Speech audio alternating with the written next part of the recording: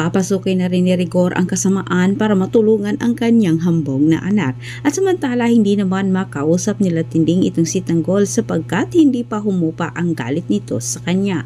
Ngunit hindi naman nawala na pag-asa itong si Marites lalo pat nakarating din sa kanya nasa mga kamay na ni Rigor ang totoong Tanggol. Suspetsya naman ni Tess na may kinalaman din sila Tanggol sa nangyari kay David. Gustong tulungan ni Tess itong si David sa pamagitan kay Ramon at Tanggol at balak niya itong kausapin. Ngunit matindi pa rin ang galit ni Tanggol. Mayan si Tanggol ng kanyang mga kaibigan at nanatili ito sa tabi ni Tanggol hanggat kumalma. Iniisa-isa namang ikwinento nila Inting kay Ramon ang mga dinaranas ni Tanggol sa mga kamay ni Rigor. Labis-labis ang galit ni Ramon ngayon para kay Rigor at nangako din siya kala Tanggol. Ngayong alam na umano niya ang buong katotohanan at buo na rin sila ni Tanggol. Sinisigurado ni Ramon na pagbabayarin umano niya itong si Rigor.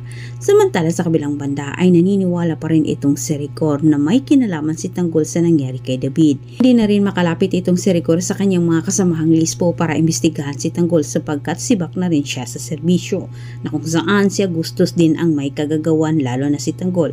Sa gitna ng pagkadesperado ni Rigor, patulungan itong si David. Naisipan ni Rigor na kailangan niyang pumasok sa mundong ginagalawan ni Tanggol para sa gayon ay magantihan umano niya ang mag-ama. Pero sa kabilang banda ay nagsisisi naman itong si David sa pagpayag niya na makipagsabuatan kay Olga at higit sa lahat hindi kaagad nila tinuluyan si Ramon.